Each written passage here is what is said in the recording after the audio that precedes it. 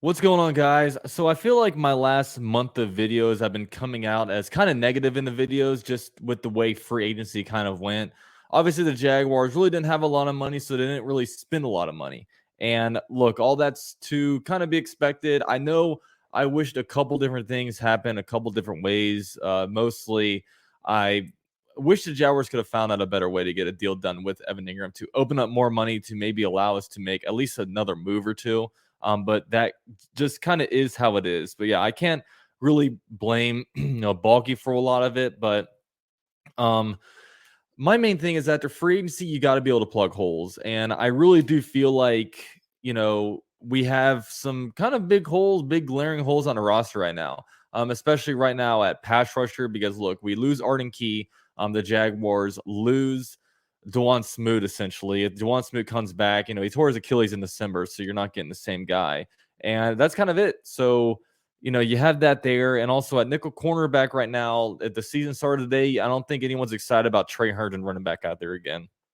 And then at tight end, you only have 3 tight ends on the roster right now with Evan Ingram, Luke Farrell, and Garrett Prince. So yeah, there's a lot of holes right now, and usually through free agency, you want to be able to plug holes. So in the draft, you don't really have a lot of pressing needs. But the Jaguars didn't necessarily do that. But when it comes to draft coverage, I wanted to make a draft video today, but I kind of want to take a step back and kind of put out a more positive video because I am a pretty optimistic person, and I honestly think that the Jaguars are in a pretty good spot right now.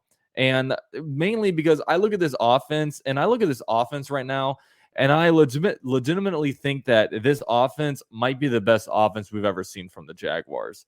The main team you want to compare it to is the 1999 team. When you look at head coach and quarterback, look at head coach in 1999, you had Tom Coughlin and Mark Brunell. With Doug Pederson and Trevor Lawrence, right now, with respect to Tom Coughlin and Mark Brunell, you can basically say that Doug Pederson and Trevor Lawrence are each the second best quarterbacks and head coaches amongst our history of players. I mean, and that's kind of being kind. And look, both these guys have a whole entire future ahead of them, to be able to cement themselves as the best. And look, once you get to that Super Bowl, you essentially are the best because, we haven't never had a Super Bowl appearance. So, that's a big thing there. And then you also look at the other guys on the offense back then. Tony Baselli, look, the Jaguars right now don't have anything close to a Tony Baselli. And many teams have never had a Tony Baselli in their franchise's history. You don't just get Hall of Famers walking the streets these days.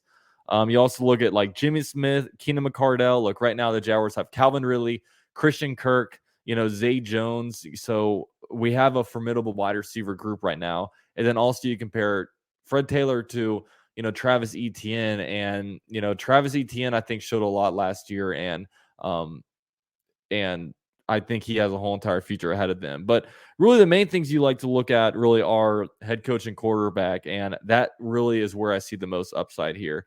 And there's a big thing where it's like, okay, there's an old saying, defense wins championships, but I'm not so sure how true that is anymore. There was a time where defense truly did win championships, and I think that phrase was coined in that era. But now you look at it, man, the last 4 Super Bowl winners were, the Chiefs, Buccaneers, Rams, and Chiefs. And all those teams had pretty good defenses, but they were mainly led by great quarterback play, great offenses, and, all that stuff. So it's, right now, you can make the argument that with like all the different protections for quarterbacks and with all the different rules slanting toward offenses, and look, at the end of the day, offense is what sells the money. You really wonder, is offense more important than defense right now? You almost think it might be. And when you look at different things, when you look at Trevor Lawrence, look, last year was a pretty awesome year by him,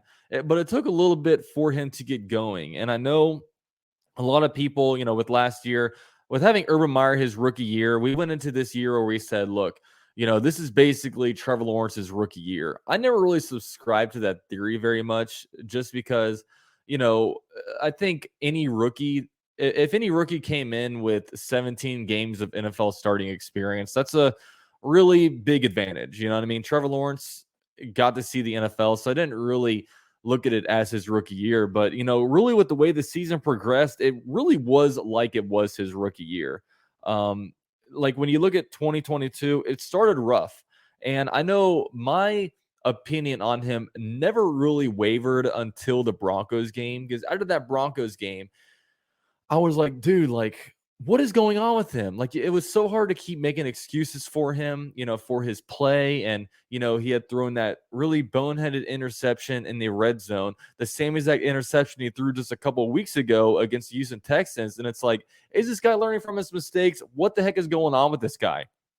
Because at some point, it was supposed to click, and at that point, I was like, look, if we keep losing and we end up with like the number 1, number 2 pick in a draft, we might have a decision to make on what to do at quarterback, because I remember after that, I was like, I don't know what to do. I don't, the good thing is that we had time. We had the rest of the year to evaluate him. And at the end of the year, you take the collective bunch of games and you figure out what the heck you have in him.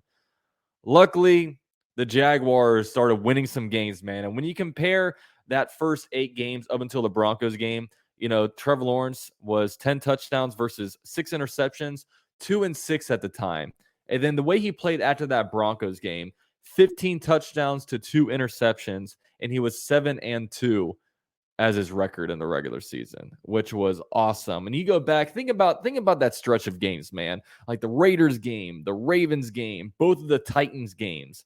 You had the Cowboys games. I mean, when I look back, like those, I was born in 1993, so I didn't get to live through like the 90s era of Jaguars. So for me, my Jaguars era is basically like mid to late 2000s, then 2010s, then 2020s. And in that period, there's been a lot of darkness. Those games right there are like, all those are pretty much top 10 Jaguar games of all times for me. All those seasons, basically a half season of games, have dominated half of my favorite Jaguar games ever. So, just awesome times. And it was really led by awesome quarterback play, where for the first time, I'm seeing a quarterback lead my team from behind, drive down the field, and get a critical field goal, touchdown, and 2-point conversion, whatever you need. I finally saw that, and I'd never seen it before. And it was just a surreal feeling. Now, how exactly did Trevor Lawrence turn it around? Well, Trevor Lawrence, and he said this himself in his Player Tribune letter, he's never played with a chip on his shoulder. Look, in high school, he was always the greatest prospect. Every college wanted him. Nobody ever said he was bad. In college, look, he came in as a true freshman and won a national championship. And, after that, he's on all the different magazines. And, he was always just touted as the best college football player. And somehow he didn't win a Heisman Trophy. I don't really know how. I don't follow it too much. But, I think sometimes with Heisman Trophy winners, if you're, already super on the radar, then you're not going to win it. They like to kind of give it to different random players, but that's neither here nor there.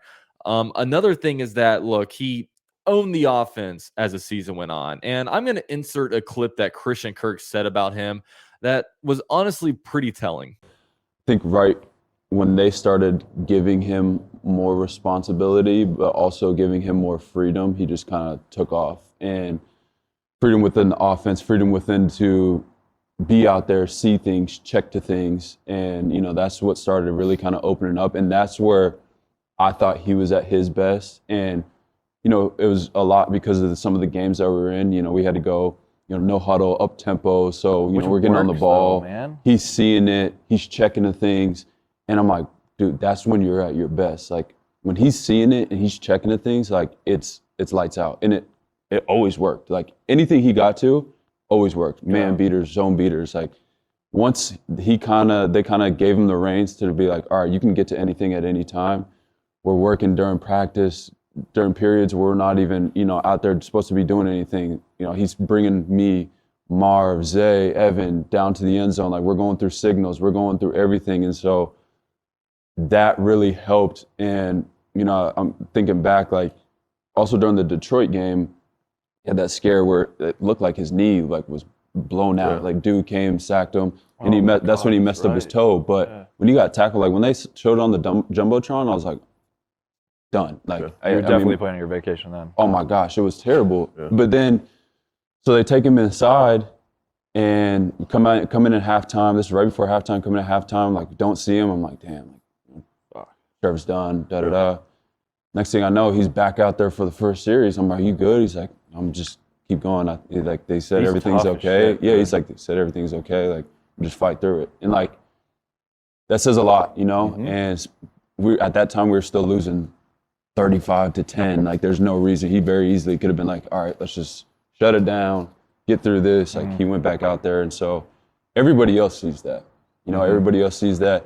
And for weeks, I mean, he fought through that toe injury and anything else that happened. So Still fighting through it. Now, imagine this now. Trevor Lawrence knows the offense.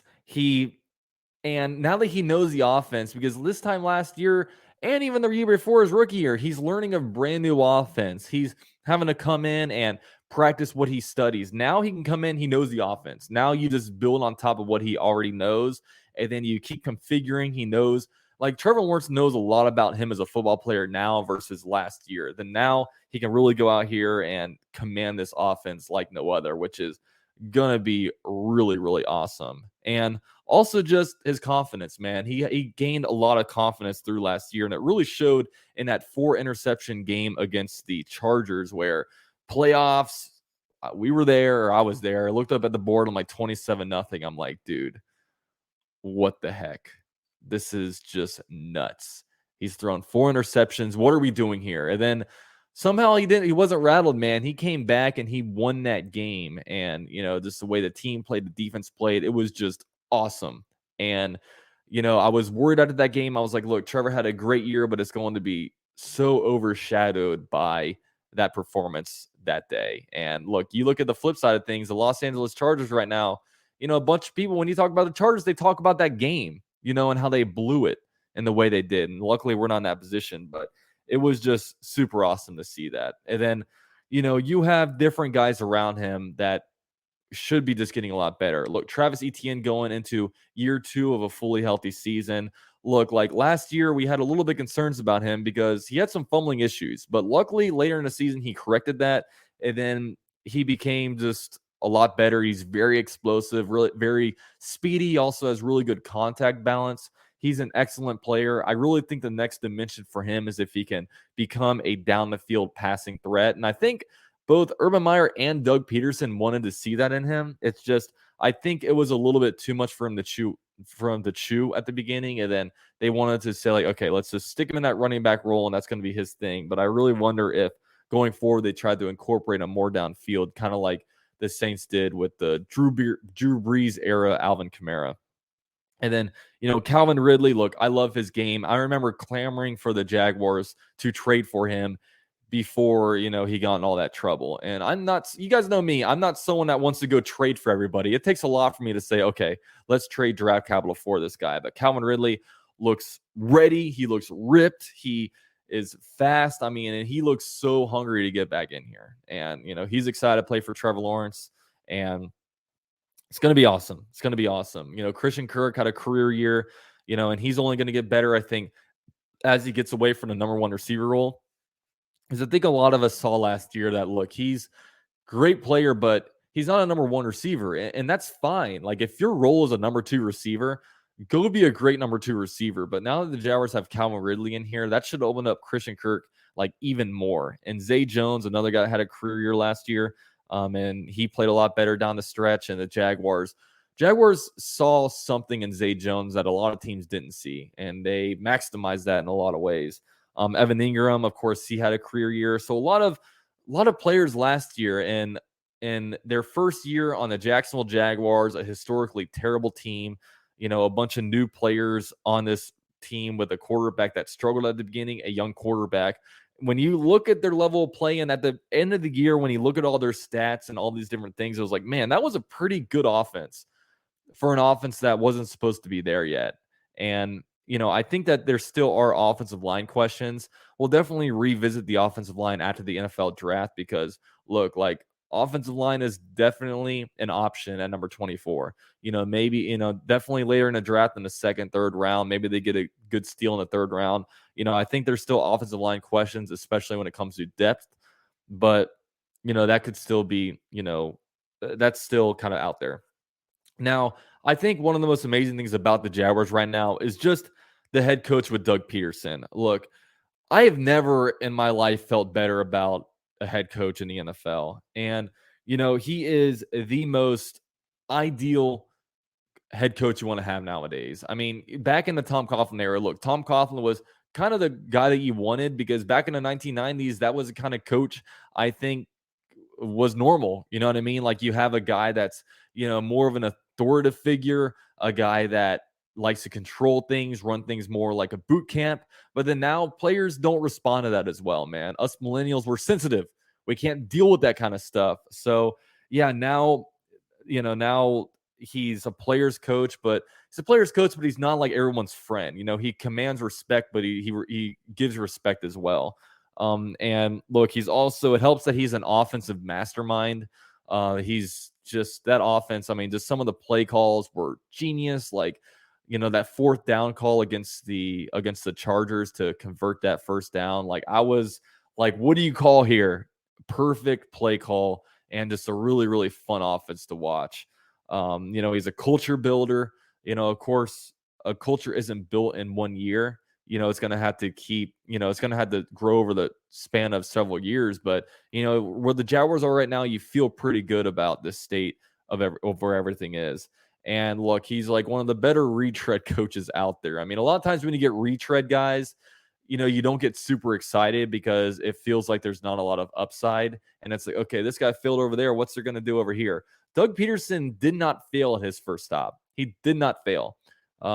It just happened to be, look, like maybe the act wore thin over there. Maybe, Howie Roseman and them wanted a guy that kind of fit a different type of personality. And look, they got a guy in Sirianni, and I mean, they're doing just fine over there. I mean, I can't sit here and say that they should have kept Pederson because they were just in a Super Bowl, in that guy's second year. But look, Doug Pederson won a Super Bowl over there, and there's not many Super Bowl winning head coaches just walking the streets these days. So, one of the better and honestly more obvious hires that the Jaguars should have done. I mean, it was just such a perfect, because I remember at the time it was like, look, this guy's won a Super Bowl. He's been a part of a power struggle. He's an offensive-minded head coach. He had a guy in Carson Wentz playing at an MVP level. There were just so many things, and it's like the Jaguars need an experienced guy. Like it felt like if we brought in anybody new in the situation, it was just they were probably biting off more than they could chew. But what a great hire Doug Pederson was. And at the end of the day, man, like Jaguars, I feel like are in great hands. Now the Jaguars going forward, they definitely need the 2022 draft class to take a step forward, mostly with Trayvon Walker and Devin Lloyd. And because last year, they're rookies. We'll see how they do next year. And they need to nail this 2023 draft, which definitely goes without saying. And you know who else needs to nail the 2023 draft?